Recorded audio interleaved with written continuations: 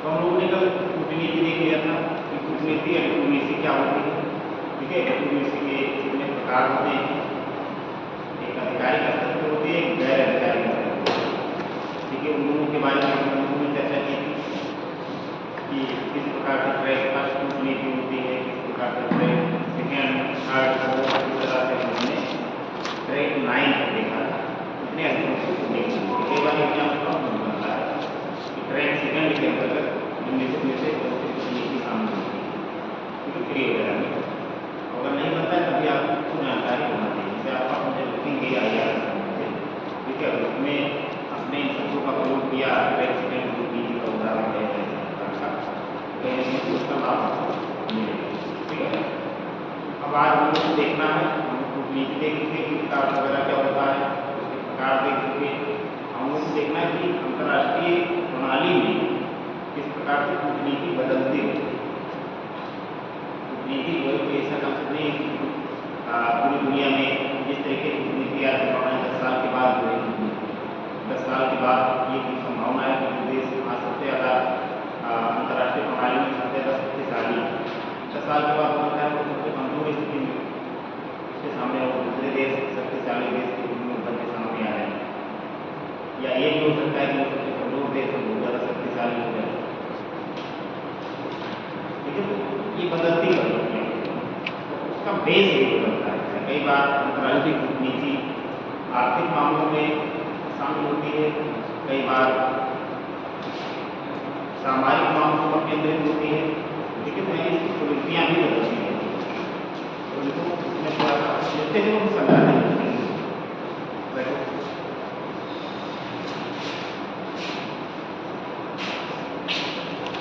उसको हम देखेंगे, हमारा जो संदर्भ होगा, ठीक है, उसकी द्वितीय विश्व से हमारा मानक बन सकता है। और उसी के दौर में भारत जैसे तमाम देश आज़ाद हुए, स्वतंत्र हुए। ठीक है, तो हमारा जो कटअप पॉइंट होगा वो होगा, क्योंकि वहीं से हम आज करके तभी से देखो आज तक में कूटनीति किस प्रकार से बदलती है। ठीक है, तो द्वितीय विश्व युद्ध के बाद द्वितीय विश्व युद्ध के बाद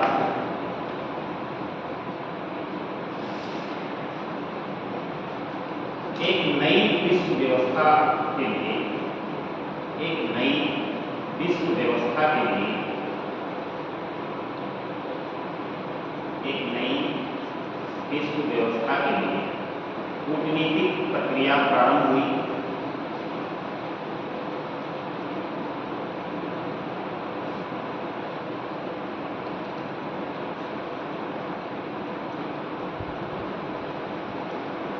लेकिन शीत युद्ध के आरंभ होने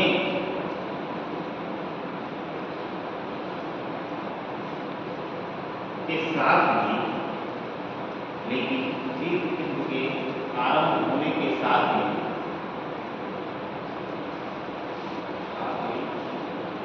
विचारधाराओं का प्रभुत्व, विचारधाराओं का प्रभुत्व कूटनीति में स्पष्ट तौर पर देखा गया। कूटनीति में स्पष्ट रूप से देखा गया।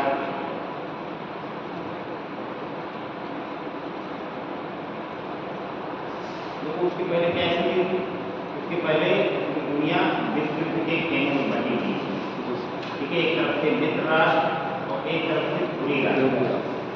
ठीक है, पूरी राष्ट्र में जर्मनी, इटली, जापान जैसे देश शामिल थे। मित्र राष्ट्र में ब्रिटेन, फ्रांस, अमेरिका, USSR, ये सारे मित्र राष्ट्र थे। देखिए यहाँ पे जो विश्व की कूटनीति थी, ये तो ध्रुव में बटी हुई थी, वो युद्ध के कारण बनी।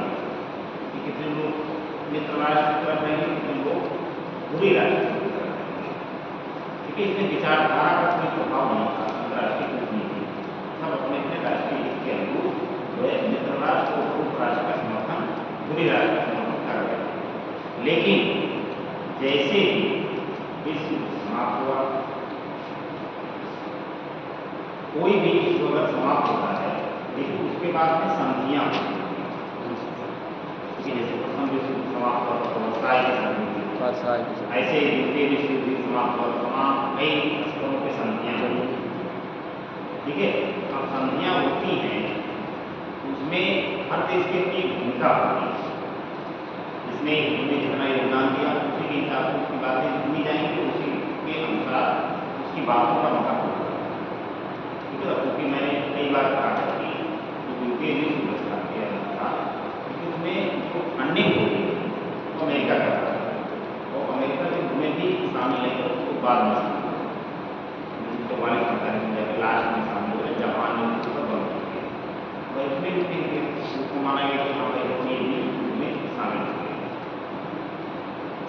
लेकिन इन सारी संधियों के होने के बाद में दुनिया अलग आधारों पर बंटने लगी, और वो आधार पर विचारधारा। ठीक है, ये हुआ कि भाई विचारधारा के आधार पर वो लोग एक दूसरे का साथ देते। एक पूंजीवादी विचारधारा जो आज भी पूरी दुनिया में शामिल है, और एक ही समाजवादी या साम्यवादी विचारधारा। ये दो विचारधाराएं प्रमुख रूप से पूरी दुनिया में आज भी विद्यमान है। ठीक है, तो भारत जैसे देश ने अपना कहा कि यहाँ पूंजीवादी विचारधारा को भी अपनाएंगे और समाजवादी विचारधारा को भी अपनाएंगे, क्योंकि हमारा समाज बहुत बड़ा होता है।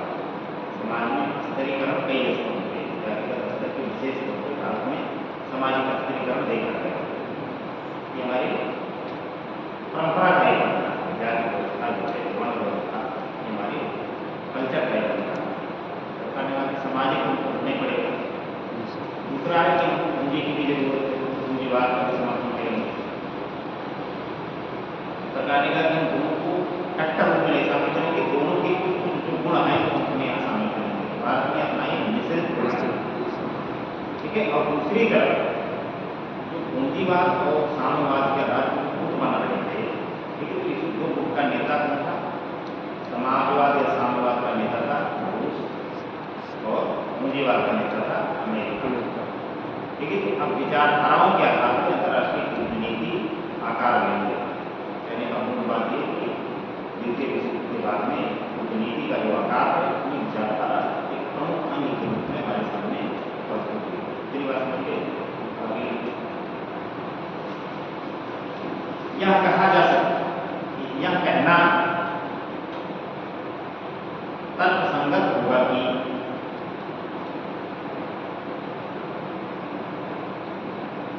शीत युद्ध के दौरान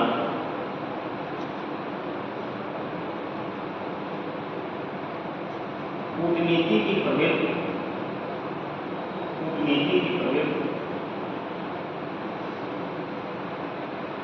पूर्णतः राजनीतिक थी।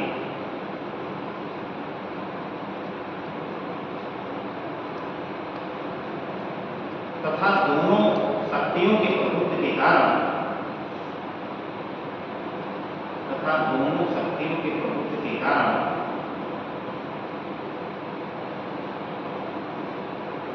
सुरक्षा की चुनौती थी।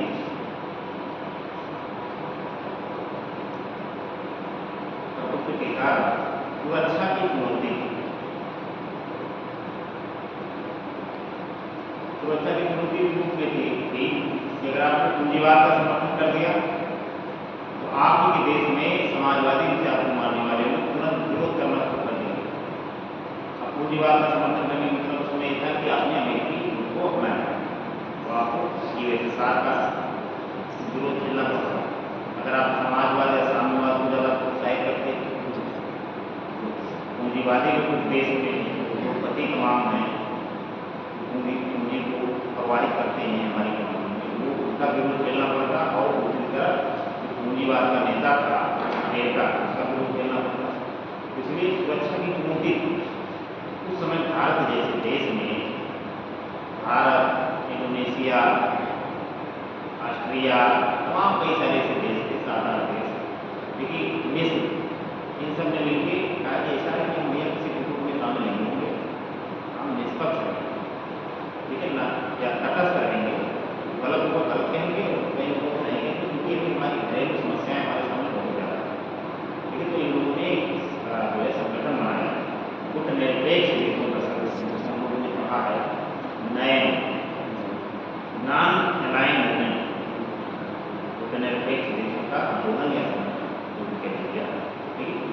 गुटनिरपेक्षता एक आईआर का पूरा सिद्धांत और भारतीय विदेश नीति का आज भी ये अंग है कि भारत गुटनिरपेक्षता का पालन करता है। किसी भी प्रकार के गुट अगर दुनिया में होंगे, ठीक है, तो भारत आज भी कहीं कहीं स्थितियों में गुटनिरपेक्षता का पालन करता है।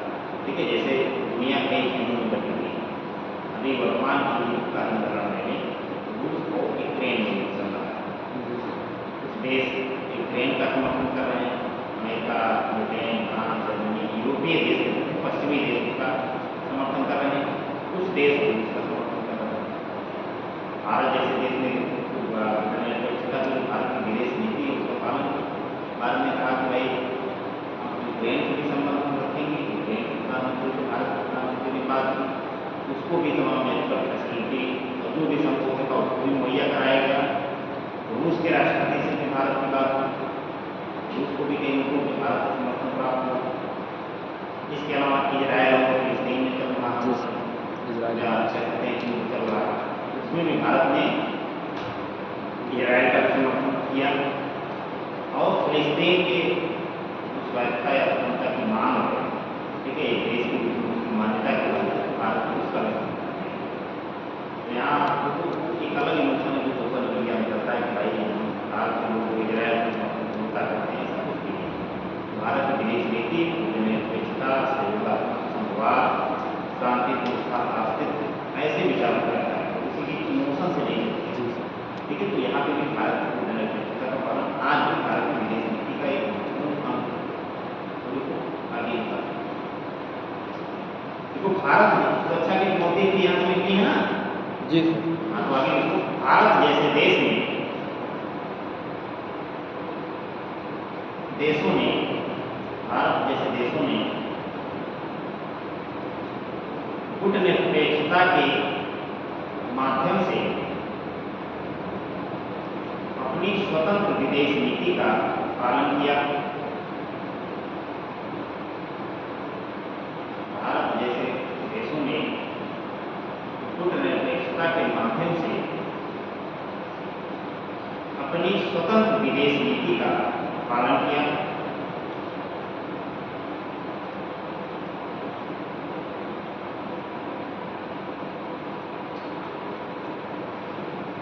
शीत युद्ध के बाद, शीत युद्ध कब समाप्त हुआ? समाप्त हुआ 1592, उसके बाद 1991 जब यूएसएसआर का विघटन हो गया, ठीक है, तो शीत युद्ध समाप्त हो गया। उधर यूएसएसआर का विघटन हुआ, शीत युद्ध समाप्त हुआ, क्योंकि दुनिया एक ध्रुवीय की तरफ बढ़ गई। दुनिया जो है एक ध्रुवीय विश्व की तरफ बढ़ गई। दूसरी ओर एक बहुत महत्वपूर्ण घटनाक्रम हुआ 1991 में, वैश्विक स्तर पर एलपीजी का पुनरुद्धार हुआ। ठीक है, एलपीजी वैश्विक उदारीकरण और निजीकरण। ठीक है, तो इसकी शुरुआत के साथ साथ में कूटनीति की प्रवृत्ति थी वो अब आर्थिक कारणों पर आधारित है। जिसके पास जितने संसाधन उसका उतने मांग पूरी दुनिया में। फिर यहाँ पे बदलाव कूटनीति में हुआ। लिखो आप, देखो शीत युद्ध के बाद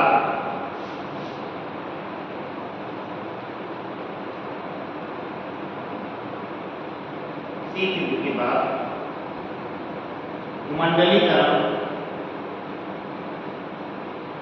एवं उदारीकरण से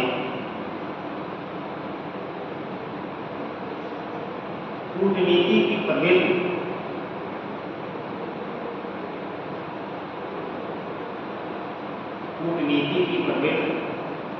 मूलतः आर्थिक हो गई।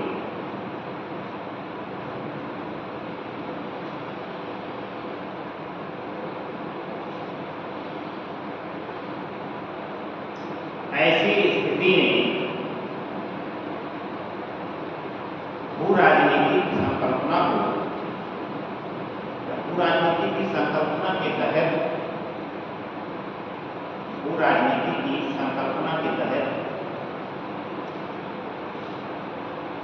भू आर्थिकी को विशेष महत्व दिया जाने लगा।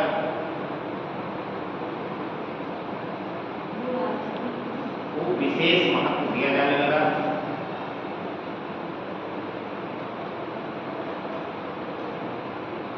इसका एक बड़ा कारण 1997 का एशियाई वित्त संकट था। 1997 का एशियाई वित्त संकट था।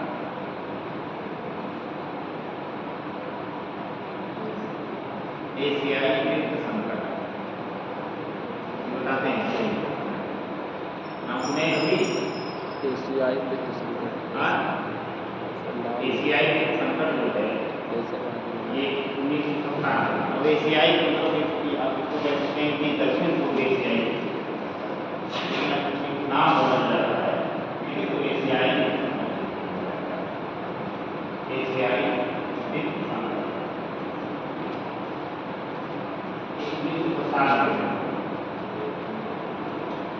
1997 में मूल रूप से थाईलैंड एक देश है दक्षिण पूर्व एशिया का। थाईलैंड नाम आपने सुना ही होगा। ये नीला दिखता है कि नहीं? जी सर।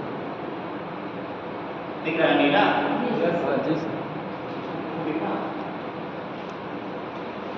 कहाँ है थाईलैंड? देखी हो? थाईलैंड में अवमूल्यन कर दिया वहाँ की सरकार ने। मुद्रा कम करके उसका अवमूल्यन कर दिया, जहाँ दूसरी मूल्य को हटा देना अपनी मुद्रा। इसके लिए इसने कारण होते कि देश में अपने ज़्यादा से ज़्यादा लोगों को आकर्षित करें, क्योंकि हमारी मुद्रा सस्ती हो जाएगी तो ज़्यादा हमारे यहाँ निवेश करना पसंद करेंगे। तो इसका कुछ संख्या के लाभ मिलता है। ठीक है, उसको करने के बाद में कई देशों ने, खास करके इंडोनेशिया, मलेशिया, सिंगापुर, फिलीपींस, इन सारे देशों में बड़ा संकट पड़ा हुआ है। वहाँ की मुद्राएं जो है कमजोर होने लगी, डॉलर की मुद्रा पर।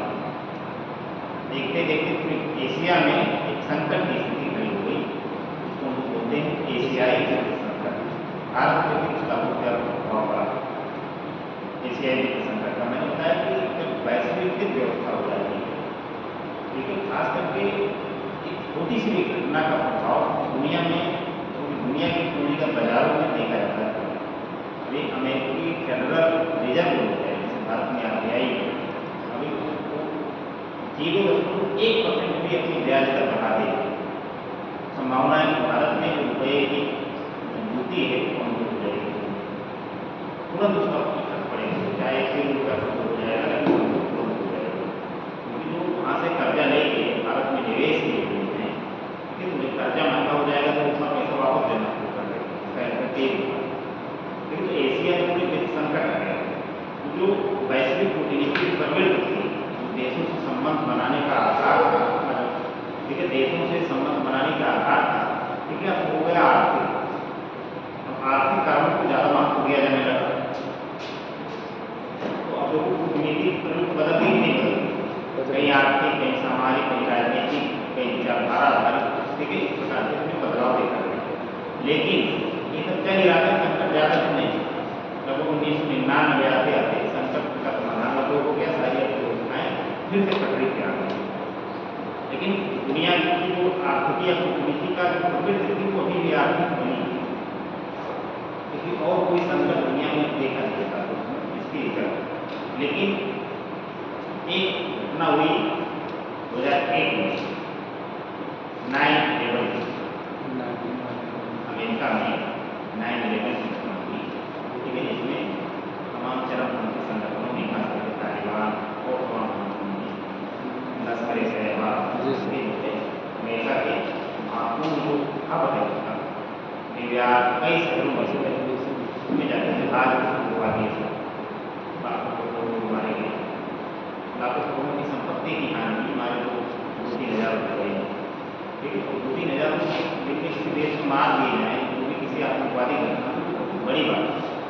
वैसे देश में मारे जाए कि जिसकी सुरक्षा व्यवस्था का उदाहरण पूरी दुनिया में प्रत्येक देश देता है, जिसमें कभी आतंकवाद जैसे विषय को पूरी दुनिया में की मुख्य धारा में आने नहीं दिया। जैसे भारत में पाकिस्तान पर अभी तक आतंकवादी आके जो हमला करते थे, तो जो अंतर्राष्ट्रीय राजनीति तो था ही, अमेरिका वगैरह की प्रतिक्रिया क्या होगी, ये भारत का आंतरिक मामला और ये लॉ एंड ऑर्डर का मामला होता है, कानून व्यवस्था का प्रश्न है। इसमें किसी भी ऐसी बात से इनकार कर देते थे कि भाई आतंकवादी करना है, वो मानते थे कि लॉ एंड ऑर्डर की समस्या है, विकास की बातें उनके तक नहीं पहुँच रही हैं, तो जो सरकार का जो गुस्सा है वो हिंसक रास्ता अपना के सरकार से बदला लेने का प्रयास करते हैं। लेकिन 9/11 की घटना हुई, 2-3 हज़ार लोग मारे गए, पूरी दुनिया में खत्म हो गया। अमेरिका जैसा देश, इसके 2-3 हज़ार लोग मारे गए, उसने करोड़ों अरबों के नुकसान, पेंटागन का रक्षा मुख्यालय उसमें कटवाया गया, और जो न्यूयॉर्क में टावर बने उनके जो है जहाज कटवा दिया। वो लोग पढ़ने के लिए किसी विचारधारा से जुड़ा हुआ आदमियों को शामिल किया, बाद में पकड़े गए, मारे गए, उसामा बिन लादेन वहाँ फांसी दी गई, मारा गया। और अब दुनिया में सुरक्षा का एक अलग चिंता उत्पन्न हो गई थी, हर देश डरने लगा कि आपको ये भी कहीं ना कहीं से आकर्षित थे और आतंकवादी को लेके जो दुनिया में काफी मैं अमेरिका जैसे देश में बच पाए गए। मैं भारत में भी संसद का हमला उसी लोगों की बात 2008 में मुंबई में हुआ है, और बड़ा के 11 सारे लोग हमारे 2001 में संसद पे हमला हुआ, उसमें भी बहुत ज़्यादा जान हानि नहीं हुई, लेकिन बहुत बड़ा प्रदर्शन खराब हो गया। जिस देश में संसद जैसा क्षेत्र न्यायिक सुरक्षा व्यवस्था होती है, देश के गणमान्य लोग, यहाँ तक प्रधानमंत्री भी सुरक्षा में व्यवस्था होती है, तो वहाँ की जो बाहरी है हमें उसके जो है सरकार को वारदात करते, ठीक है, तो ये बड़ी बात है। उसमें भी बहुत सारी सुरक्षा का बीमारी है, तो ये नियम बड़ी घटनाएँ 3-4 हुई, देखिए इसने फिर से दुनिया में सुरक्षा की चिंता पैदा की, सुरक्षा की चुनौती जो है हर देश के सामने खड़ी कर दी कि भाई 3-4 घटनाएँ। तो आर्थिकी के साथ साथ हमको भूसामरिक कूटनीति का भी पालन हमको करना पड़ेगा। देखो थोड़ा सा तो 9/11 की घटना 9/11 9/11 की घटना के बाद आतंकवाद के विस्तार से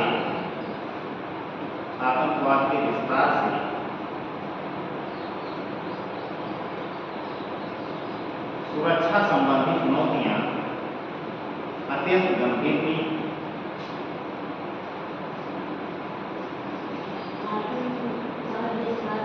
विस्तार से सुरक्षा संबंधी चुनौतियां अत्यंत गंभीर हुई।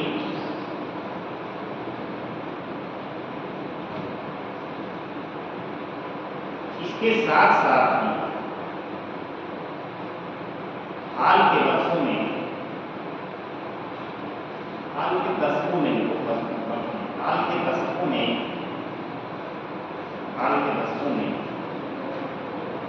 सामाजिक एवं पर्यावरणीय समस्याएं,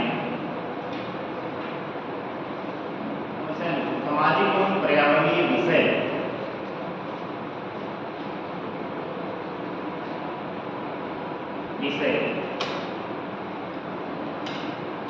अत्यंत महत्वपूर्ण हो गए।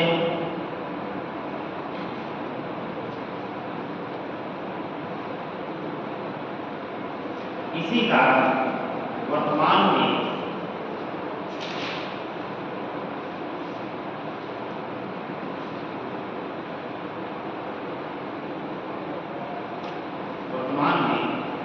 उपयुक्त विषयों पर आधारित कूटनीति का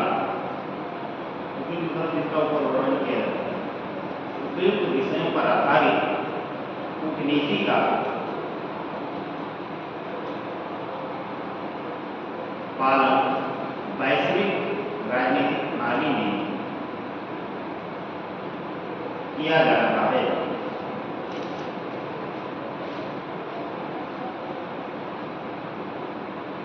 दिया जा रहा है, बस हो गए। देखो कभी विचारधारागत आधारित कूटनीति का पालन किया जा रहा था, कभी आर्थिक समस्याओं से संबंधित कूटनीति का पालन किया जा रहा था, कभी सुरक्षा की चुनौतियाँ थी। आज के समय में पूरी दुनिया में पर्यावरण से संबंधित चुनौतियाँ पूरी दुनिया के सामने हैं। जलवायु परिवर्तन है, अम्लवर्षा है, वैश्विक तापमान में वृद्धि है, ग्लोबल वार्मिंग जिसको हम लोग बोलते हैं, बेमौसम बारिश है, तमाम प्रकार की आपदाएं जो समय आती थी उनकी बारंबारता बढ़ी। ग्रामीण साल में इस क्षेत्र में 50 बार भूकंप आ रहे हैं, 50 साल आ रहा है। जिस क्षेत्र में कभी बारिश नहीं होती थी वहाँ बाढ़ आ रही है, जहाँ पर बाढ़ आ रही थी वहाँ सूखा पड़ रहा है। तो क्या है, ये दुनिया के लिए एक नई चुनौती पेश की जा रही है। लेकिन अब इन क्षेत्रों में जो देश काम करेगा, इन क्षेत्रों में आगे बढ़ने का प्रयास करेगा, लेकिन उस देश को पूरे वैश्विक राजनीतिक प्रणाली में ज़्यादा महत्वता समझा जाएगा। ठीक है, उसका महत्व जो है पूरी दुनिया में ज़्यादा रहेगा। इसके अलावा जो हमारी ऊर्जा के स्रोत हैं, खासकर के जीवाश्म, ठीक है, उनकी समाप्ति हो रही है और उनको प्राप्त करने में तमाम समस्याएँ आ रही हैं। तो हमें वैकल्पिक ईंधन की व्यवस्था करना, नवीकरणीय ऊर्जा की तरफ करना, जीवाश्म ईंधनों की खपत को हटाना है। इन सारे कामों में जो देश ज़्यादा इन्वॉल्व होगा उसका वैश्विक राजनीतिक प्रणाली में ज़्यादा महत्व होगा। जैसे व्यक्तिगत जीवन में होता है, आप इतना डाइवर्सियल कर लेंगे, ठीक है, पढ़ाई के साथ साथ गलतियाँ पढ़ाई भी कर रही हैं, सिलाई भी सीखनी, एक आध भाषा के बारे में सीख लिया, या लड़के हैं मान लीजिए पढ़ाई के साथ कोर्ट में रुचि ले रहे हैं, किसी खेल में अपना समय दे रहे हैं ज़्यादा समय, ठीक है, उसमें थोड़ा जाहिर बात उसका उसकी जो स्वीकार्यता होगी समाज में, एक्सेप्टेंस होगी, वो ज़्यादा होगी, लोगों से नहीं।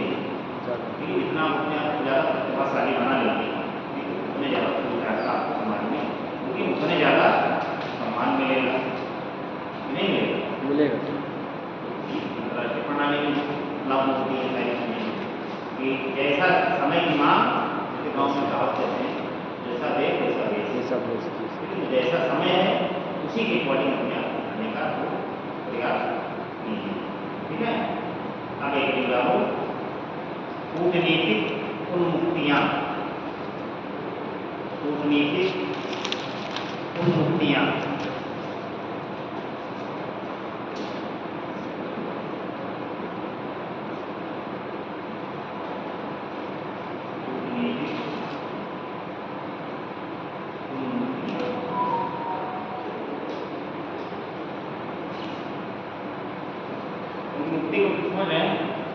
उन्मुक्त मतलब मुक्त।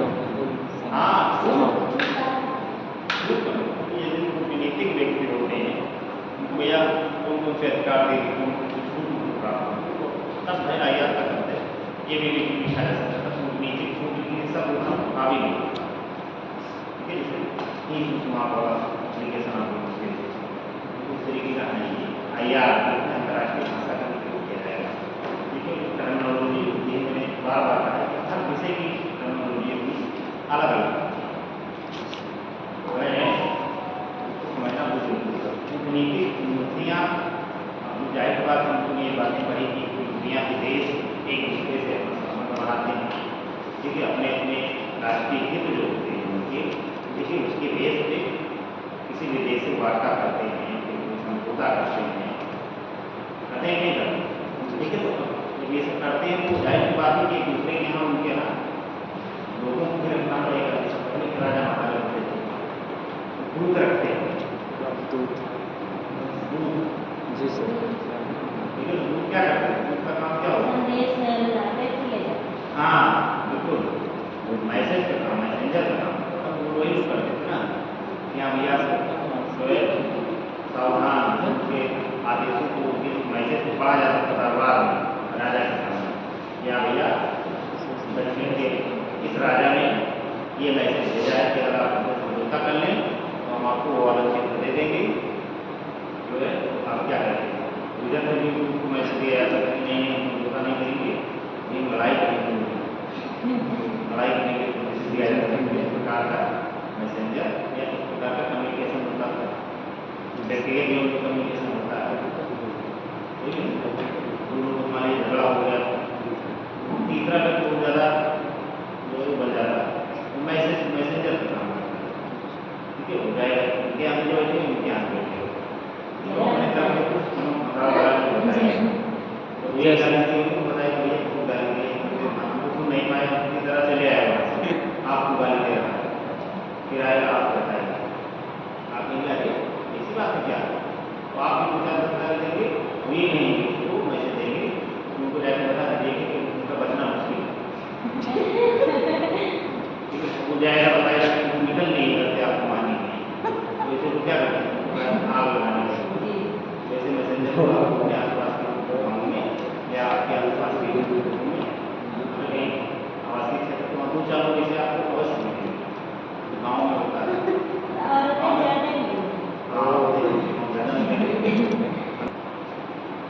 वहाँ सामाजिक संरचना होती है, लेकिन उस प्रकार की होती है कुछ आदमी बिल्कुल करियर होते हैं, उनको कोई काम नहीं होता, सुबह शाम क्या काम है, सुबह शाम उनके पास संबंधित काम होता है, जैसे जाना चलाना जल भावना काम होता है, निकालना कुछ ऐसे घर में वरिष्ठ व्यक्ति होते हैं, हर घर में दो चार अलग अलग आए पूरे गाँव में सब घर में 15-20 लोग ऐसे होंगे जिनको कोई काम नहीं है, सुबह टाइम दिन में शाम क्या करेंगे, सो के उठेंगे एक मुँह भी नहीं बोलते हैं, दूसरे घर में हो जाएंगे, गाँव की पूरी खबर पूरा गाँव घूम के किसके यहाँ क्या हुआ है, किसकी शादी तय हो रही है, किसकी नहीं हो रही है, किसकी जो है बहू आई है नहीं है, किसकी भाग गई है, कौन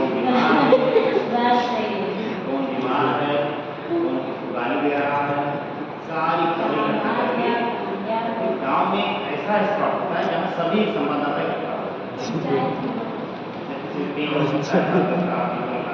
या कोई गाँव का मंदिर हो सकता है या चाय की दुकान पे तो हम आदमी जाते हैं और गरीब में दुकान आसपास की होगी चाय वाली, यहाँ पे दिन भर बैठ के वहाँ पे आप मेन अगर आप एक ध्यान देंगे वहाँ न्यूज़पेपर आता है, शाम तक न्यूज़पेपर नहीं रह जाता, कपड़ा बन जाता है, इतनी जगह से कमर फूट चुकी होती है, सब इतना पढ़ लेते हैं, एक बीवी चार बीवी वहाँ लेके बैठे अकेले नहीं पढ़ते, इतना पढ़ेंगे उसके बाद में उसका निर्वचन भी करते हैं, व्याख्या भी एनालिसिस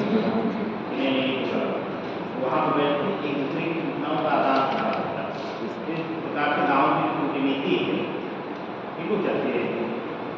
ठीक है, तो उसमें विरोधी भी होते हैं, पक्ष वाला होता है, पक्ष का भी होता है, गाँव में इस प्रकार के जो शक्ति ध्रुवीकरण होता है, वैसे दो पक्ष होंगे, दो पक्ष कौन होंगे, प्रधानी लेने वाले दो लोग होंगे, एक विनर होगा एक रनर होगा, तो लोग इसके पक्ष में होंगे तो उसके पक्ष में क्या हो सकता है, दो से अधिक पक्ष होंगे तो उसमें और मुकाबला होगा। इस प्रकार से गाँव की सूचना तंत्र है, लोगों का काम है, तो यही सब करते हैं। देश के स्तर पर कोई चाहे नहीं, देश के स्तर पर दिल्ली में रहे हैं लोग चले गए, चीन क्या रहे चले गए, चले गया उनके विवाह चाहे इस प्रकार का संभव है नहीं, तो प्रत्येक देश जितना संभव होता है, संभव क्या होता है, जितने देशों के उसके संबंध ठीक ठाक होते हैं, एक देश के रूप में मान्यता उस देश के द्वारा दे दी जाती है, तो वहाँ पे अपना जो है दूतावास होता है। दूतावास अंग्रेजी में दो प्रकार के होते हैं, एक होते हैं उच्चायोग, देखा होगा हाई कमीशन, तो ब्रिटेन में होता, तो ब्रिटेन में भारत का जो है दूध नहीं होता, वहाँ उच्चायोग होगा।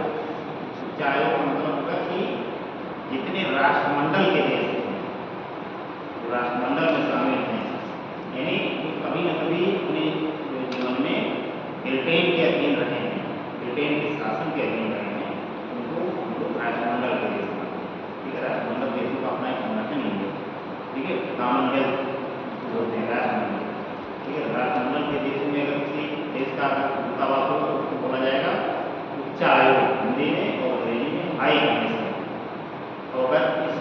एक दूसरे देश में ब्रिटेन गुलाम किए गए, वहाँ पे अगर भारत का दूतावास होता है तो उसको उच्चायोग होता है।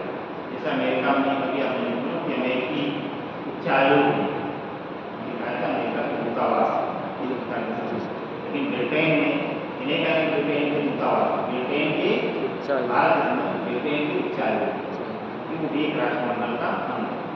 पाकिस्तान के संबंध में है पाकिस्तान में दूतावास, क्योंकि पाकिस्तान भी राष्ट्रमंडल का नहीं होगा ना, क्योंकि कभी कभी ब्रिटेन का विभाग आया था, ब्रिटेन के हाई कमीशन, सर्वोच्च अधिकारी वहाँ पर होगा, उसको बोला जाएगा हाई कमीशन, या क्षेत्र को बोला जाएगा उच्चायोग। ठीक है, दिल्ली में जाएंगे, दिल्ली में गए तो होंगे तो देखेंगे कि सारे लोगों का एकत्र हो गए, कनाडा का, पाकिस्तान का, अमेरिका का, रूस का, चीन का, सबका दूतावास बना हुआ है। ठीक है, उनका पहला लिखा है कि ये दूतावास है, वहाँ से उनके अधिकारी कर्मचारी काम। तो किसी दूसरे देश में अगर कोई व्यक्ति काम करेगा, ठीक है, तो उसको सुरक्षा महत्वपूर्ण चीज, उसको कुछ छूट देना पड़ेगा, तभी वो स्वतंत्र ढंग से काम कर रहा है।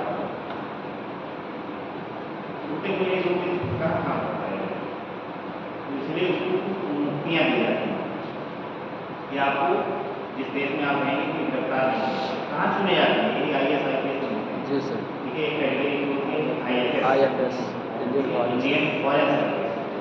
जैसे आप वरीयता क्रम आप इंटरव्यू देने जाते हैं तो उसमें वरीयता क्रम पाया जाता है। ठीक है, आप पहले रेफरेंस पे IAS रखेंगे, फिर IPS रखते हैं, तो दूसरे दूसरे घूमने का मतलब होता है। ठीक है, बड़ी सुविधाएँ हैं, उसको क्या किसी प्रेफरेंस में मान लो IFS उसमें डालते हैं, तो उसको उसमें भेज दिया जाएगा IFS में, IFS हो जाए तो आपको विदेश में मौका मिलेगा, बाद में मौका मिलेगा। ठीक, तो आपको कुछ देश में छूट प्रदान की जाएगी, क्योंकि जब छूट नहीं प्रदान, आपको वहाँ छूट प्रदान की जाएगी तो आपके देश में उस देश का जो होगा दूतावास कर्मी या जो है चाहे, ठीक है, तो उसको यहाँ पे छूट दी जाएगी। ठीक है, तो जैसे भुगतान नहीं है, किसी भी प्रकार का टैक्स नहीं देना, जहाँ भी वो रहेंगे, देखिए उस पूरे एरिया की सुरक्षा की जिम्मेदारी उस देश की होगी, जिस देश में दूतावास बना होगा। इसके अलावा दूतावास के अंदर कोई भी एंट्री नहीं कर सकता है। मैं तो कहूँ कि हमें हमारी कैसे रहे वो गाड़ी आएंगे, मारना हमें क्या इस तरीके की चीज़ करने लगे तो काम नहीं लगा। ठीक है, वहाँ पे कोई बाहरी व्यक्ति जो है एंट्री नहीं कर सकता है। इसके अलावा बातचीत करने, संवाद करने की क्षमता होनी चाहिए। संवाद करने की क्षमता का मतलब मान लीजिए उस देश के खिलाफ कोई काम आप कर रहे हैं और कैसे बात करें, कौन से बात करें, आप उस क्षेत्र में जैमर लगा दें, तब में लोग हम देखते हैं और उसमें देश कुछ हुआ नहीं हुआ है हमारे खिलाफ, उनको संवाद या संचार स्थापित करने की क्षमता होती है। तो ये 4-5 प्रक्रिया आप लोग अगर IAS बनेंगे तो आप लोग को विदेश में जाने का मौका मिलेगा। तो ये सारी चीज़ें हर देश में आपको, ठीक है। इसके अलावा सुरक्षा की जिम्मेदारी कभी भी वहाँ का सरकारी होगा, ठीक होगा, ठीक है, तो बाहर अगर निकलता है एयरपोर्ट पर भी आना है तो उसको बाकायदा प्रोटोकॉल के साथ ही आपको पहुँचेंगे। ऐसे नहीं कि लोग कोई चल रही है तो देश को कोई किडनैप कर लेगा, किडनैप कर लेगा तो देश का नाम खराब होगा।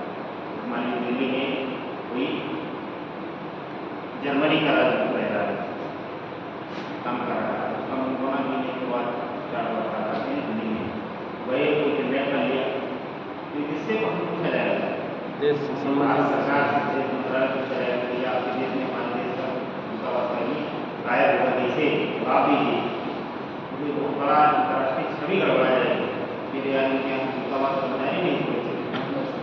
ठीक है, ये परंपरा अंतर्राष्ट्रीय स्तर पर भारत में भी हमेशा से विद्यमान रही है कि कभी दूध को नहीं मारा जाता, ये कभी भी दूध को, दूध का सम्मान होता है जी सर, पूरा पुराणों से पुरानी फिल्में, हाँ, दूध का बड़ा सम्मान है। दूध का कोई लाया जाएगा, संदेश में क्या संदेश रिसीव किया जाएगा, उसके बाद फिर कोई संदेश दिया जाएगा कि भैया लेके जाओ, उनको बता देंगे, उसका सम्मान और दिया जाएगा।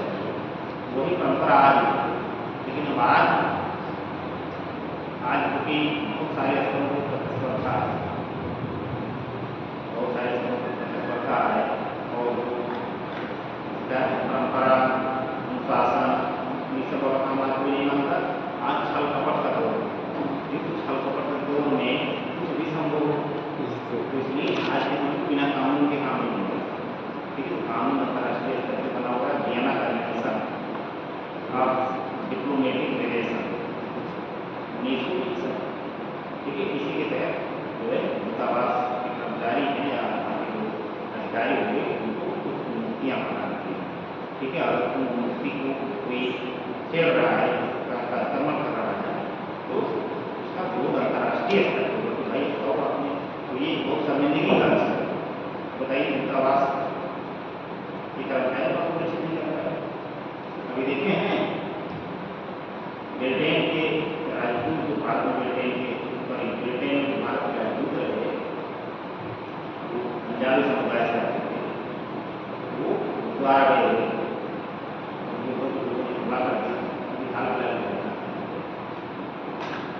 कनाडा में भारतीय जो अधिकारी थे उनके साथ में की गई, उसकी अंतर्राष्ट्रीय पैमाने पर बड़ी निंदा की गई और जो भारत में उनका दूतावास करना होगा तुरंत विदेश मंत्रालय में तलब किया है, बुलाया जाएगा कि आप यहाँ हमारे वाले हैं, कैसे भैया आप लोग कर देंगे, तो जान लो कि अगर उनको करूँ तो हम आपको भी मुद्दा देंगे। उनको अपनी बुला की शिकायत दर्ज कराई जाएगी, कड़ी आपत्ति दर्ज कराई जाएगी। ठीक है, उसके बाद वो देख सकते हैं कि थोड़ा सा हो गया नहीं करना चाहिए। सुरक्षा की जिम्मेदारी किसकी है? देश की। भाई अपना धार्मिक उनका काम है, धार्मिक उनका काम सुरक्षा की जिम्मेदारी कौन है? अपने आप सुरक्षा कर्मी बनाइए, उनको समझ ना आ पाए नहीं तो दिक्कत में आ जाए। ये हर देश के ऊपर लागू होता है, जितने भी देशों ने वियना कन्वेंशन पे हस्ताक्षर किया।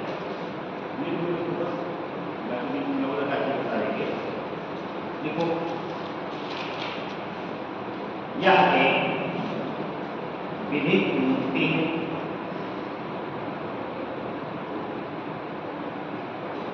जो किसी कूटनीतिज्ञ को विधिक उन्मुक्ति, विधिक शब्द का मतलब सुन रहे हैं जो विधि में स्थापित, हैं?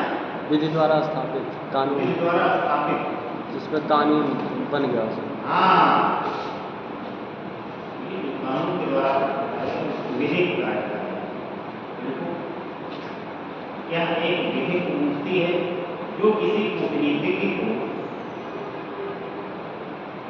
किसी राष्ट्र में सुरक्षा प्रदान करती है।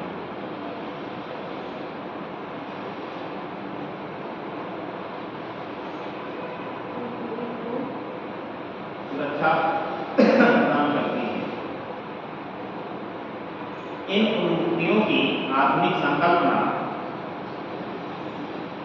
इन उन्मुक्तियों की आधुनिक संकल्पना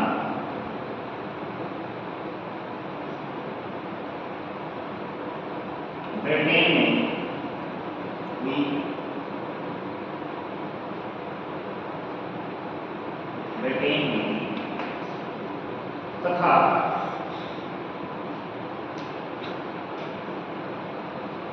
वियना कन्वेंशन 1961 में, वियना कन्वेंशन 1961 में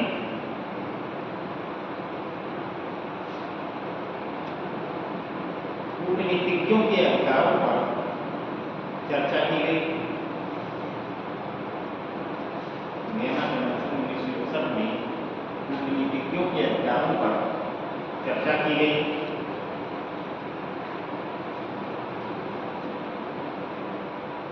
तथा वर्तमान अंतर्राष्ट्रीय प्रणाली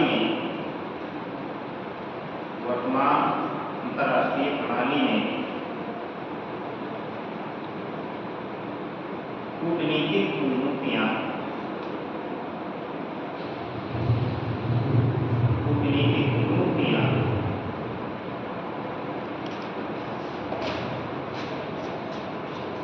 Vienna convention on diplomatic relation 1961 से निर्देशित होती हैं। वियना कन्वेंशन पूरा नाम Vienna convention on diplomatic relation 1961 लिखे गए क्वेश्चन ऊपर जी सर 1967 1961 तो एक ब्रैकेट में लिख दो 1964 से प्रभावी 1964 से प्रभावी यानी 1964 से लागू जी सर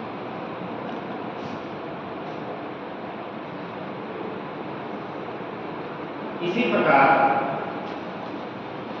वाणिज्यिक दूतावास में वाणिज्यिक दूतावासों में अधिकारियों को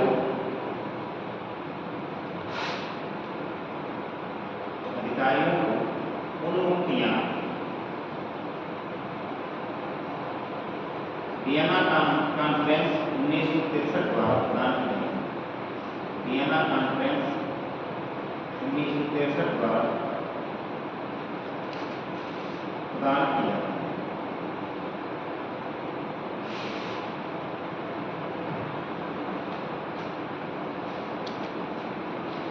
अब लिखो कूटनीतिज्ञों को निम्नलिखित उन्मुक्तियां प्राप्त हैं कूटनीतिज्ञों को निम्नलिखित उन्मुक्तियां प्राप्त हैं निम्नलिखित उन्मुक्तियां प्राप्त हैं पहला करों से मुक्ति करों टैक्स करों से उन्मुक्ति उनको किसी प्रकार का कर नहीं देना ठीक है दूसरा बंदीकरण से सुरक्षा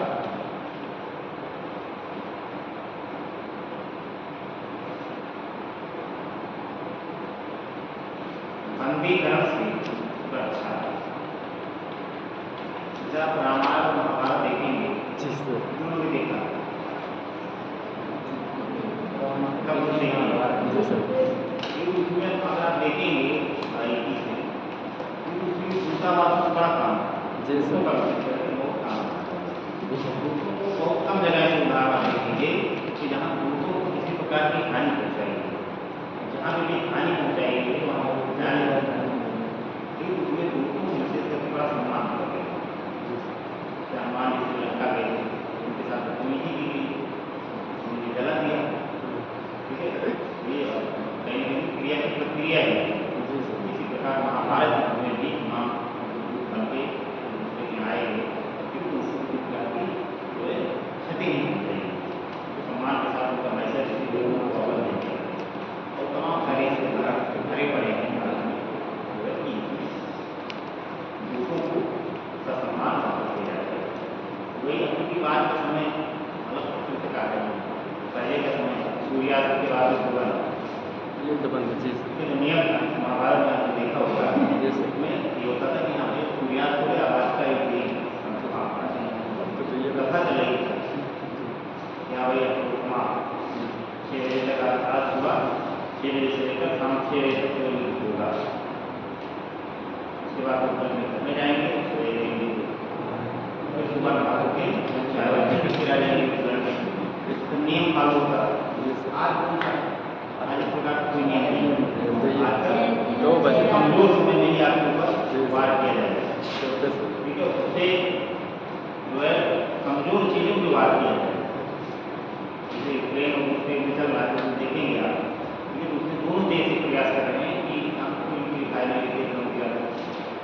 टैंकर में तेल डाले जा रहे हैं हवाई जहाज उड़ा रहे हैं तेल डाल के वो सभी खत्म हो जाए इनके बंदरगाह इनका जो सैनिकों का रहने का स्थान को विराट कर क्या रणनीतिक स्थानों पर भी में नुकसान हो जाने का प्रयास किया जा रहा है ठीक है अभी क्या ये उनके चरित्र के विपरीत उनके चरित्र के विपरीत ऐसी घटना है घटना क्या है सभ्यता है भारत और पाकिस्तान के बीच में ऐसी चीज है कि दोनों देश प्रत्येक वर्ष 1 जनवरी को अपने यहाँ दोनों देश परमाणु प्रतिष्ठान होंगे यहाँ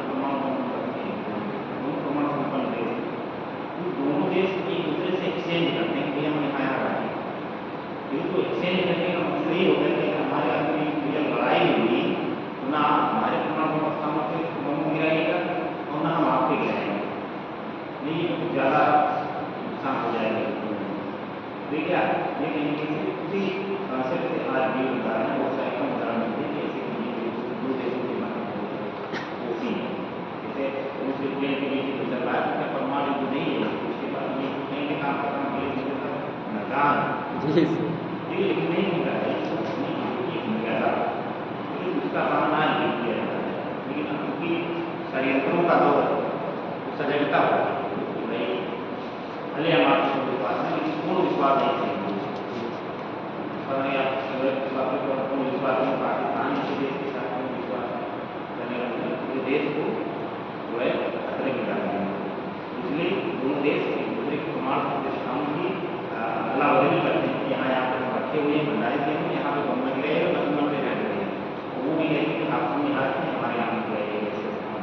तो इन केस में इस बात का विशेष ध्यान रखा है कि वैसे क्षेत्रों में नाम दिया है, ऐसे प्राचीन काल में चलता है। हुआ संत बच गया, जी सर। तो संत होने के बाद में आपने चलाया तो हमारे युद्ध के नियमों के विरुद्ध, क्योंकि युद्ध के जो शासन है उसका आपने अनुपालन नहीं किया।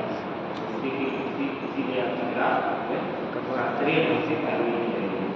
शास्त्रों में चीजें वर्णित हैं या भाई अगर ये काम करेंगे तो ये आपको दंडित किया जाएगा, इस प्रकार से आपको दंडित किया जाएगा।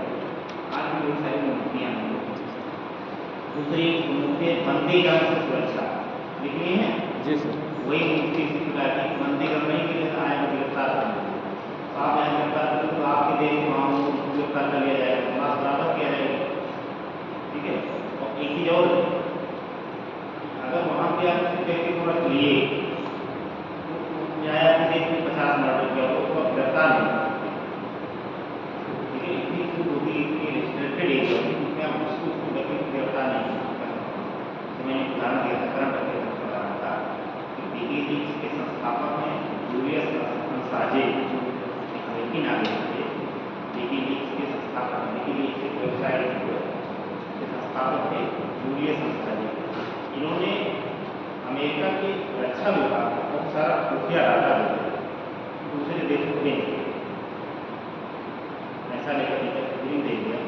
एक तरह से अपने देश के साथ बताया, अपने देश में पकड़े पक्के चले आए ब्रिटेन के दूतावास में रहने लगे। अमेरिकी सरकार ने कैसे गिरफ्तार किया घूम रही थी दुनिया को पता है, दूतावास में पुलिस लगी हुई थी, इंग्लैंड से गिरफ्तार की बहुत दिन तक निकले ही नहीं कर पा रहा, गिरफ्तार नहीं कर पा रहे। तो अपने देश में अपने इतने बड़े अपराधी को आप गिरफ्तार नहीं, क्योंकि इतनी ज़्यादा सुरक्षा हो, ये अगर आप गिरफ्तार करें तो हाईलाइटेड मैटर है, कोई हाई प्रोफाइल मैटर, कोई दुनिया में आपकी ड्यूटी हो जाएगी कि आपने देना है 1961 का प्रावधान जो है इसका आपने उल्लंघन कर दिया। तीसरा संचार एवं संवाद की स्वतंत्रता, संचार एवं संवाद की स्वतंत्रता।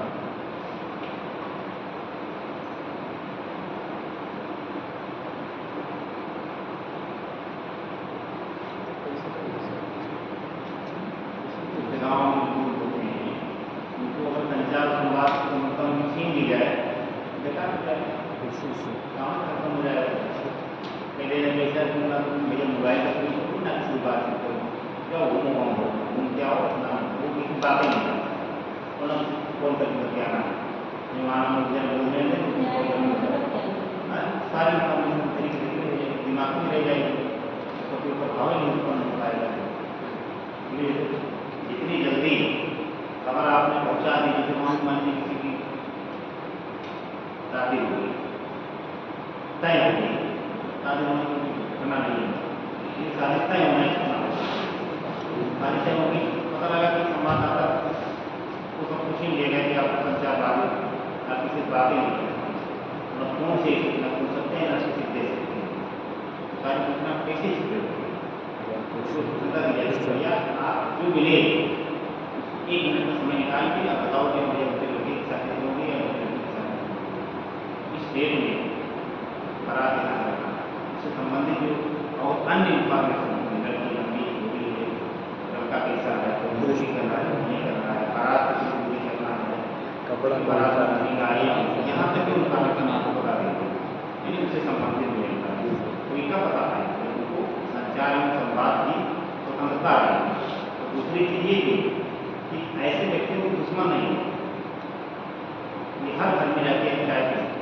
सर चाहे चाय दूध की भूमिका है ना, दूध का कोई दुश्मन नहीं है।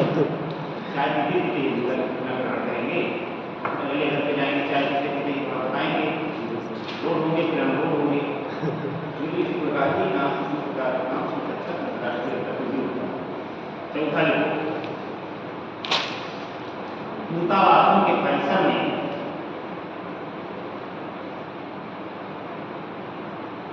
किसी व्यक्ति के प्रवेश पर रोक लगाने का अधिकार।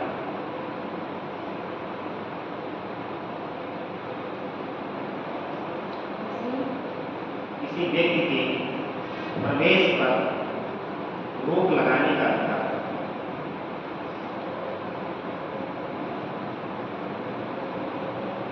यानी ये चार प्रमुख मुक्तियां हैं जो कूटनीतिज्ञों को क्या है प्राप्त है। ठीक है, पैराग्राफ के भारत के संदर्भ में विशिष्ट बात है।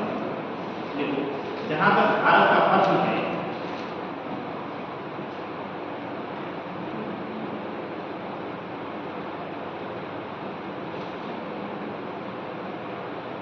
तो भारत में भी प्रश्न है, तो भारत में भी अंतर्राष्ट्रीय विधि के तहत मुक्तियां दी जाती हैं।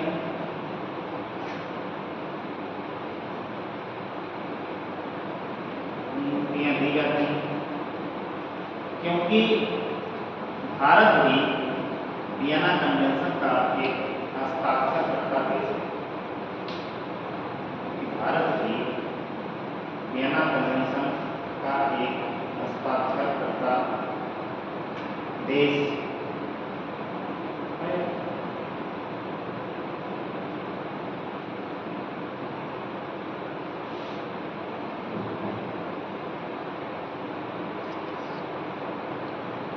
लेकिन सिविल प्रक्रिया संहिता 1908, लेकिन सिविल प्रक्रिया संहिता 1908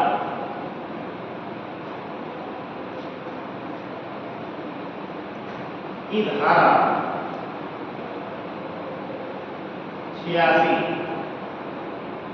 86 के तहत किसी कूटनीतिज्ञ के विरुद्ध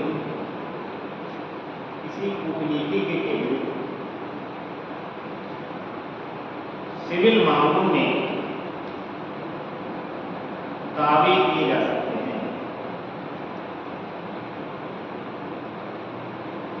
सिविल मामले में दावे किए जा सकते हैं।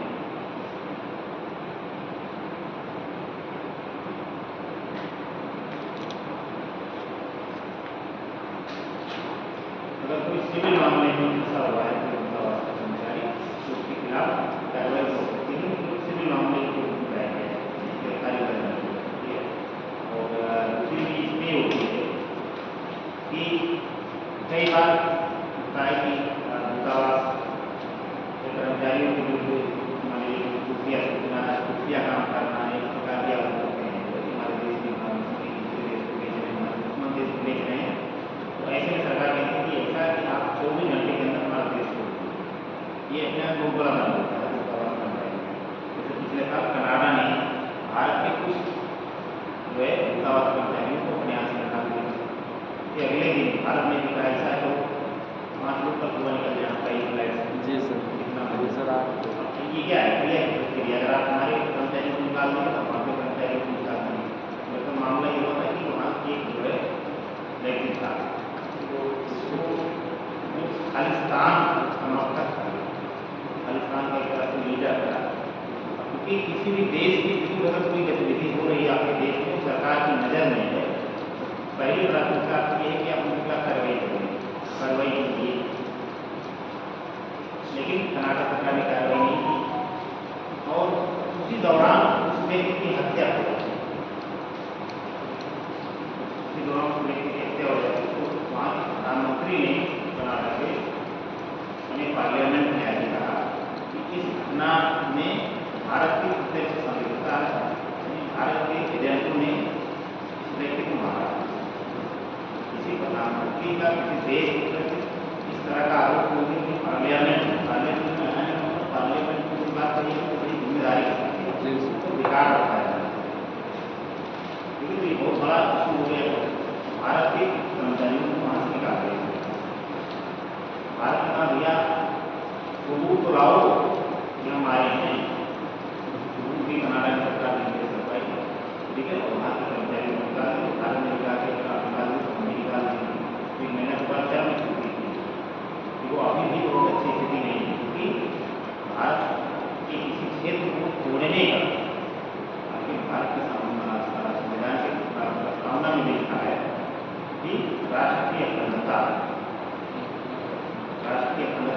समझ रहे हैं जी सर। हमारा देश है वो किसी प्रकार से खंडित नहीं कर सकते, उसकी अखंडता जो है बरकरार रहनी चाहिए, किसी एक क्षेत्र को आप काट नहीं सकते हैं। लेकिन तो अपने पंजाब के कुछ जो है ऐसे उत्तरी लोग विदेशों में खासकर के लंदन में, कनाडा में, न्यूयॉर्क में संगठन बना के प्रयास करें कि एक खालिस्तान नामक नया देश बनाया जी जाए सर। पंजाबियों के लिए। ठीक है, तो क्यों किसी देश की सरकार ही चाहिए कि हमारे देश में शिक्षा को ठीक है, और किसी एक खास जाति समुदाय विशेष के लिए किसी एक देश की मांग हो, और इस तरह मांग होने लगी तो बहुत मांग हो रही है देश में। देखिए राज्यों में कितनी मांग हो रही है, कोई कह रहा है वो लैंड बनाना है, कोई कह रहा है जो है ये लैंड बनाना है, वो लैंड बनाना है, इसे लाना है, बनाता है और दूसरे आंदोलन को इसका सरकार बहुत विरोध करती कि भैया हमारे देश को तोड़ने के लिए आपने गतिविधियाँ और बड़े रचे जा रहे हैं, तो आप लोग काम तो नहीं कर रहे हैं, लोग कार्रवाई नहीं कर रहे हैं, तो ऊपर से जो है हमारे ऊपर ये भी आरोप लगा रहे हैं कि हम आपको मार रहे हैं। समझ बात को? जी सर।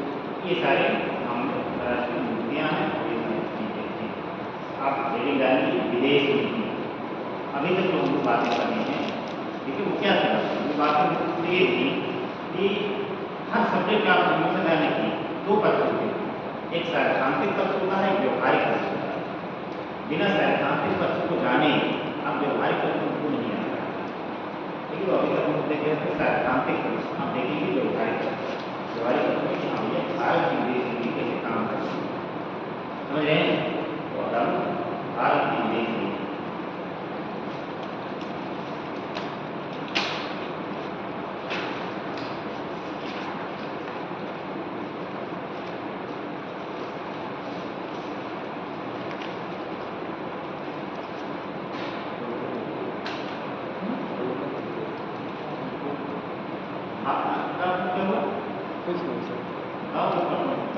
नहीं सर, प्रश्न नहीं था सर, बुक थी मतलब सर।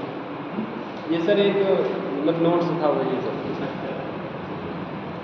एक क्वेश्चन था लेकिन सर जैसे कि आपने सर बताया कि मतलब वहाँ अमेरिका में जो मतलब एक व्यक्ति थे जिन्होंने खुफिया मतलब डाटा बेचा था तो जाके घुस गए थे, तो सर दूतावास में जब प्रतिबंधित मतलब कर देते हैं, प्रवेश निषेध रहता है, तो कैसे सर वो घुस गए? जी सर। हमारी पत्नी आ गई, हमारा भाई आ गया, हमारे फैमिली कोई और मेंबर आ गया, थोड़े लोग जिसको हम चाहेंगे वो घुसेंगे। लेकिन आप ही नहीं कह सकते कि ऐसा है कि आप बात को हम आ रहे हैं, हमारे अंदर जो अधिकारी आते हैं लेटेंगे रहेंगे, ये नहीं। जिसको हम चाहेंगे वो आएगा। किसी और अन्य व्यक्ति को या संस्था से संबंधित आप किसी व्यक्ति को नहीं घुसा सकते जबरदस्ती। मान लीजिए पाकिस्तान का दूतावास दिल्ली में चाहिए, जी सर। तो वैसा थोड़े हैं पाकिस्तान का दूतावास होते हैं तो वहाँ भारत के अधिकारी कहेंगे ऐसा है कि हम आएंगे देखेंगे आपके खाते में कौन कौन सा डॉक्यूमेंट रखते हैं यहाँ, कौन कौन सा डॉक्यूमेंट शेयर किए हैं, कंप्यूटर देखेंगे। ये नहीं किया गोपनीयता है कि अपने देश के प्रति जिम्मेदारी। लेकिन जब तक वो सुरक्षित नहीं है, तो सुरक्षित रहने का मतलब तो शारीरिक रूप से सुरक्षित होना नहीं है, सुरक्षित रहने का मतलब कि आपका पूरा इन्वायरमेंट सुरक्षित है। उसमें ऐसे व्यक्तियों का प्रवेश रोक सकते हैं। लेकिन अगर उनकी इच्छा है कि कोई व्यक्ति उनसे आके मिले, मुश्किल जैसे अभी देखिए भारत तमाम राजनेता भी तमाम देशों के राजनेताओं से कई बार मिलते हैं, तो सब थोड़े कि वो बिना उनके चाहे नहीं। जैसे देखिए जो है तमाम राजनेता जो है, मैं एक का नाम क्या नाम लेकिन जाते हैं किसी से बातचीत करते हैं, लेकिन उनको दूतावास में चले जाते हैं स्वेच्छा से अपने स्वैच्छिक कभी बात करेंगे। लेकिन थोड़े कि भगवान ने उठाए चले जाओ हमारे अपने करिए नहीं आप नहीं आ सकते हैं, प्रवेश निषेध आपको अरे यार हमारे देश हमें नहीं रोकती कैसे आप उनको भी सर पता होता होगा ना कि क्राइम करके आ रहे हैं, जिससे कि सर जिस उच्च आयोग में वो घुसेंगे तो उनको भी तो पता होता है क्राइम करके आ रहे हैं। पाकिस्तान को कोई अधिकार है, पाकिस्तान का बहुत ज़्यादा रुपया डाला भारत सरकार से। जी सर, हाँ सर वही बात। भारत में आगे कहीं ऐसा है पूरा जो है जी सर। बात क्यों नहीं है? आओ भैया, दलाई लामा कौन? हाँ सर, दलाई लामा सर यहाँ तिब्बत में दलाई लामा तो कितने धर्मगुरु। जी श्रीनिवास करना शुरू कर दिया सर। 1955 में। ठीक है, किसी के ये वाला क्षेत्र हमारा, किसी को वो वाला क्षेत्र हमारा, एक समय ऐसी स्थिति ला दिया तो भागना पड़ा देश को, जी सर। मतलब तो भागना पड़ा। कहाँ जाते भागते? भारत में आगे सर। श्रीलंका में जा नहीं पाते, तो श्रीलंका के पास कुछ नहीं है भाई। उसके पैरेलल लोग बात रखने वाले देश हैं कि उसी देश में शर्म ले सकते हैं। तो उसके पैरेलल कौन है? भारत। जी सर।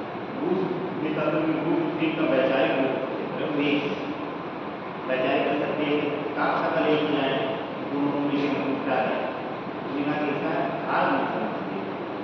भारत में चले आए, भारत में शरण दी इसी कारण में सरकार को पूरी वैसा ये शरण देना कोई कुछ बात नहीं। जी सर। ये लिखो इसमें तो गए होंगे ना? नहीं सर। क्यों? नहीं। बहुत ज़्यादा थके हो तो बताइए।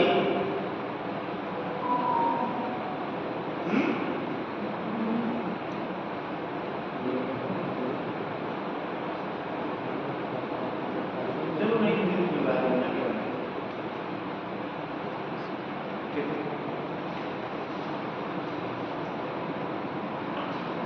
भारत ने भी स्वतंत्रता के पश्चात भी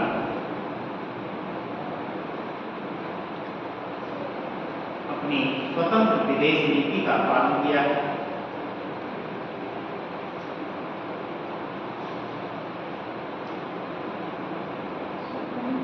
स्वतंत्र विदेश नीति का पालन किया है, जिसका दृष्टिकोण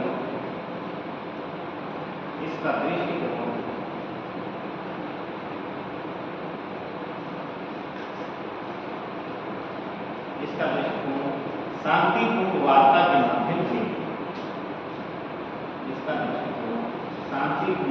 के माध्यम से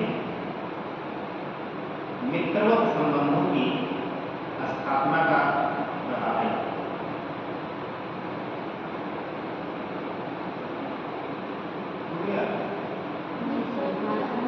मित्रवत संबंधों की स्थापना का रहा है।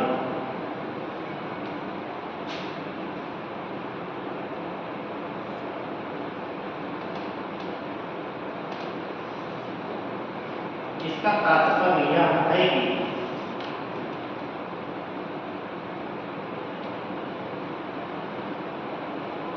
भारत के विकास संबंधी हितों का संरक्षण करते हुए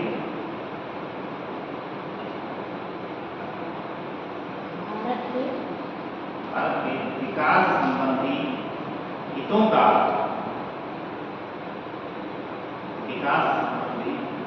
का संरक्षण करते हुए भारत की रणनीतिक स्वायत्तता सुनिश्चित करना,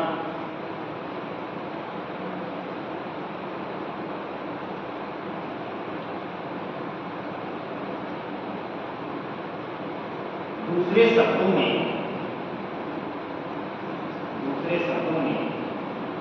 भारत अपनी सुरक्षा संबंधी आवश्यकताओं की पूर्ति के लिए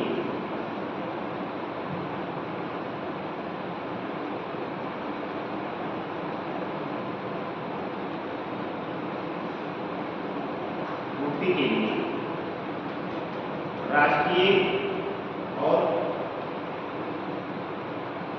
अंतर्राष्ट्रीय हितों के मध्य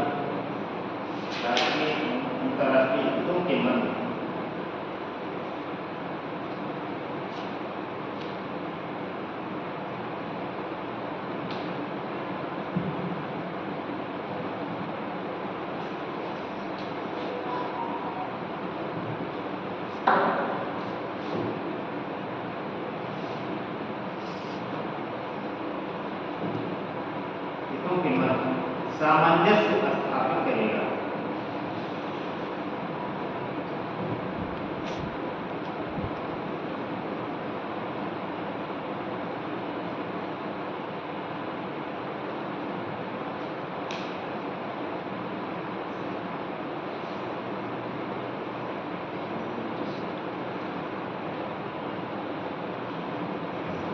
देखिए ये तो बात हुई भूमिका की, जी सर। भारत की विदेश नीति के दृष्टिकोण की बात होगी। अब जाहिर सी बात है कि अगर कोई काम किया जाता है लेकिन उसका कोई आधार होता है, हम पढ़ने लिखने आते हैं, उसका भी आधार भाई पढ़ लिख के बेहतर नागरिक बन जाए, हमारी आजीविका बिल्कुल हो जाए, विकल्प मिल जाए, क्योंकि समाज में हमें जो हमारे हित हैं और हमारे समाज के हित हैं उसके मध्य एक संतुलन बना रहे, क्योंकि हमारे समाज में संतुलन स्थापित हो। ये उद्देश्य और क्या उद्देश्य है? क्यों जी सर। उद्देश्य है ना पढ़ाई है तो उद्देश्य मुख्य तौर पर रखा है। तीन उद्देश्य पढ़ाई है। पहला होता है जीविका। ठीक है, ये अलग अलग समय की अलग अलग प्राथमिकताएं हैं। ये तो प्राचीन काल में पढ़ते थे तो उसका दूसरा उद्देश्य था। आज इसमें पढ़ाई का एक अलग उद्देश्य, लेकिन प्राथमिकता उसमें रहती है। इसके बाद इसमें पहली प्राथमिकता है आजीविका। पहली प्राथमिकता क्या है? आजीविका। तो दूसरी प्राथमिकता क्या है? एक बेहतर नागरिक बनना। बेहतर नागरिक बनेंगे जो समाज के विचार में, ठीक है, और जो हमारे विचार में उनमें संतुलन स्थापित होगा। तो संतुलन होगा तो समाज में शांतिपूर्ण तरीके से सम्मानजनक रूप से सामंजस्य स्थापित कर देंगे। नहीं तो ये उसी उद्देश्य है। भारत की विदेश नीति के लिए आता भैया हमारे देश का भी कुछ सोच है, ठीक है, कुछ अंतर्राष्ट्रीय हित भी है। तो हम देखते हैं कि अंतर्राष्ट्रीय हित हमारे टकराए ना जो है दोनों को सामंजस्य बना के अपनी नीति का पालन करेंगे, उसका प्रावधान भी नहीं कर देंगे। ठीक है, तो अभी मेरी बात थोड़ी सी विदेश नीति का संवैधानिक आधार।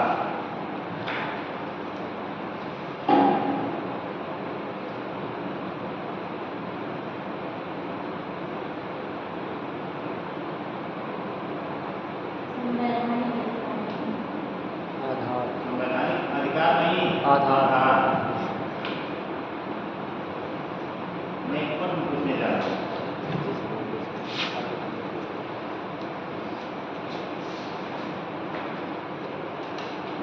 एक होता है संवैधानिक,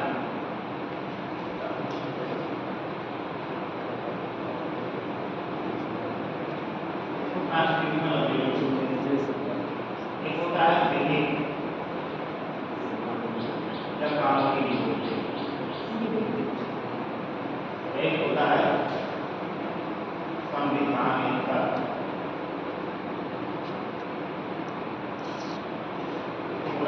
एक्स्ट्रा कॉन्स्टिट्यूशन। समझिए बात को, एक होता है संवैधानिक, एक होता है कानूनी या विधिक और एक होता है संविधानेतर। ठीक है, तो इस प्रकार की संस्थाएं होती है। तो कहता है ये संविधानेतर संस्था, ये कानूनी संस्था, ये संवैधानिक संस्था। तो भारत में चुनाव आयोग, चुनाव आयोग कैसी संस्था? संवैधानिक। संवैधानिक। क्यों संवैधानिक? इसको सर इंडियन कॉन्स्टिट्यूशन में उल्लेख है, आर्टिकल 324 में इसका उल्लेख है। भारत में निर्वाचन आयोग होगा। ठीक है, तो आधार कहाँ से मिला? संविधान से। कोई संस्था या यूपीएससी संवैधानिक क्या है? संवैधानिक संस्था कई संस्थाएं संवैधानिक, न्यायपालिका क्या है, इनका संविधान के किसी भी अनुच्छेद में स्पष्ट रूप से वर्णन किया गया। ऐसे संस्थाएं क्या है? संवैधानिक। संविधान से आधार मिला, देश हुए संविधान मिला। कुछ ऐसी भी संस्थाएं हैं किसी कानून के द्वारा स्थापित की गई, जैसे एनजीटी के 2009 में सरकार ने कानून बनाया और संस्था यह स्थापित की। एनजीटी कैसी संस्था? तो संवैधानिक संस्था नहीं है, क्या है? कानूनी या विधिक संस्था। ये बात मुझे बहुत सारी संस्थाएं, ठीक है, ये वाला क्या संविधान एक्स्ट्रा कॉन्स्टिट्यूशनल। इसके आप उदाहरण सारे हो सकते हैं। बहुत सारी संस्थाएं जैसी कानून के आधार से स्थापित किया गया, तमाम प्राधिकरण कानून के तहत इरडा हो गया, एनजीटी हो गया, या भारतीय इस्पात प्राधिकरण हो गया, ये कानून के द्वारा स्थापित मानवाधिकार आयोग भी है सर। मानवाधिकार आयोग हो गया, राष्ट्रीय महिला आयोग हो गया, बहुत सारे पिछड़ा वर्ग आयोग हो गया, राष्ट्रीय अनुसूचित जाति आयोग, इसका मतलब लोग संवैधानिक करते हैं। ठीक है, ये सारे क्या जो किसी कानून के द्वारा इस संस्था की स्थापना करते हैं। ठीक है, संस्था की स्थापना के लिए पार्लियामेंट में कानून लेके आए और संस्था स्थापित की। तीसरा है संवैधानिक तक। संवैधानिक तक मतलब कुछ ऐसे प्रावधान होते हैं जिसके लिए कानून नहीं लाया जाता, कैबिनेट बैठेगी, कैबिनेट पास करना, कैबिनेट के सभी सदस्यों की सहमति से किसी संस्था की स्थापना करती है किसी विशेष उद्देश्य के लिए। इसका सबसे बेहतरीन उदाहरण भारत में नीति आयोग, बड़ी योजना है, लेकिन वो किसी कानून के द्वारा नहीं अच्छा है कि नीति आयोग अधिनियम ये ऐसा कुछ नहीं है, उसको केवल कैबिनेट के प्रस्ताव के आधार पर स्थापित करते हैं। लेकिन ऐसी संस्था को बोलते हैं संविधान एक या मेरिट एक्स्ट्रा। ठीक है, तो संवैधानिक आधार का मतलब कि जो हमारी विदेश नीति है इसका भारत के संविधान में कहीं उल्लेख है कुछ कि इसको आधार प्रदान किया जाए। इसी अनुच्छेद में भारत की विदेश नीति संबंधित की बात लिखी हुई है। पॉलिटिकल साइंस पर ना हाँ सर। क्या समझे पॉलिटिकल साइंस मोदी का विचार वही हो ना पॉलिटिकल साइंस। देखो नहीं समझ, ये बात समझ में नहीं समझ में समझ गए सर। पूछेंगे नहीं संदेह होता है कि पूछेंगे कि हाँ आ गया पूछिए पूछेंगे चलो बताओ, ये धोखा वाला काम होता है। नहीं सर, पूछिएगा सर। सर ये जो विधेयक है यही सांविधिक इसी को कहते हैं, ये जो विधेयक कानूनी इसी को सांविधिक भी कहते हैं। संविधिक, हाँ संविधिक वही बात है, संविधिक विधेयक कानून तो सब एक ही बात है। संविधिक का मतलब जो है थोड़ा सा डिफरेंट होता है कि संविधिक का मतलब है कि जब किसी संस्था की स्थापना के लिए ही कोई कानून नहीं जाएगा सीधे तौर तो संविधिक लिखते हैं, लेकिन मुख्य रूप से कानूनी और विधेयक संविधिक एक ही बात है।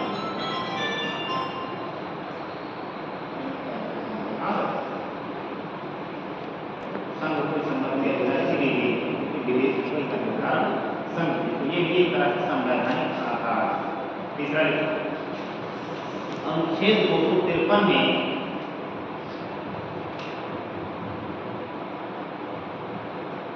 अंतर्राष्ट्रीय संधियों के अनुमोदन के लिए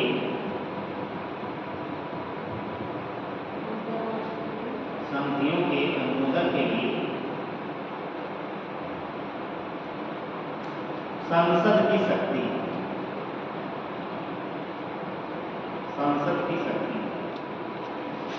लेकर मंत्री को बिना किसी राज्य की अनुमति के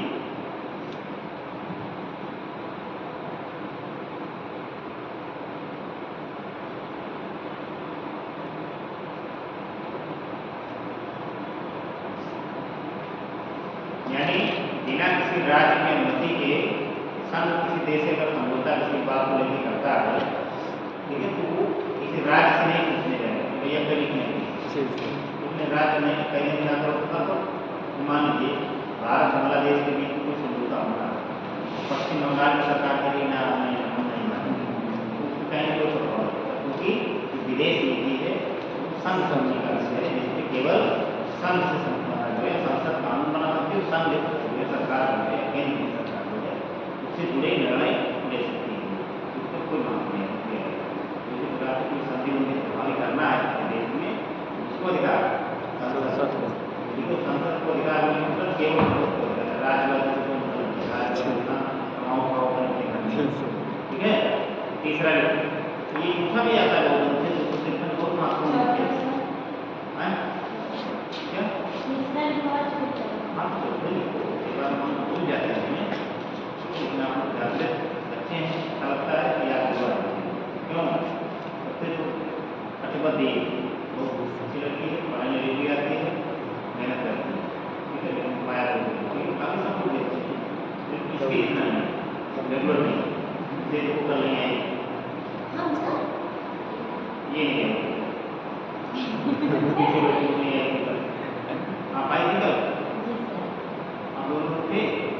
सर कल ही तो बस नहीं आए थे।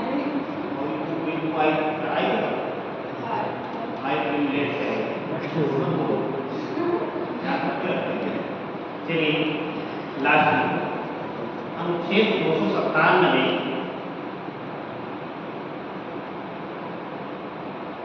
में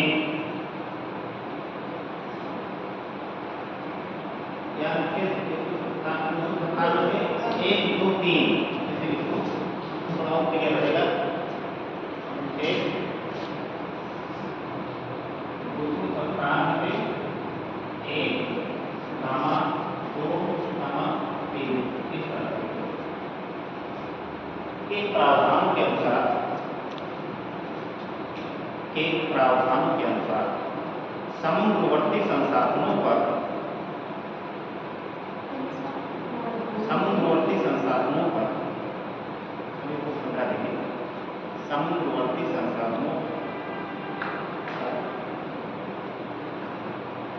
कानून बनाने का अधिकार संसद को दिया जाए।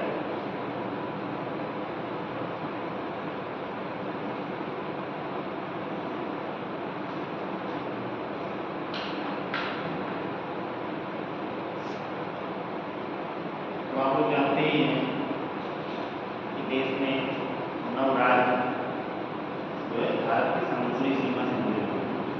इसमें आप दक्षिण के राज्य देख रहे हैं, भारत में मिल रहा है, यहाँ पे भारत का नजर हो रही है,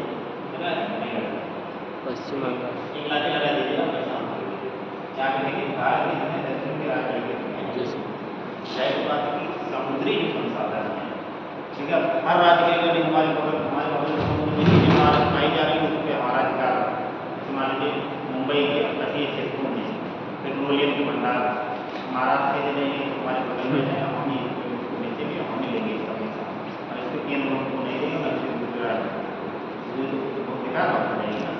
उसके जो समुद्रवर्ती संसाधन है क्योंकि उसके उसके संसाधन है क्योंकि उसको प्रबंधन करने का अधिकार को केंद्र को दिया गया है, ठीक है। उससे संबंधित अगर कोई कानून बनाया जाएगा तो कानून केंद्र बनाया जाएगा, उसमें राज्यों की कोई भूमिका नहीं होगी, ठीक है। तो ये 4 आधार ऐसे हैं जो भारत की विदेश नीति का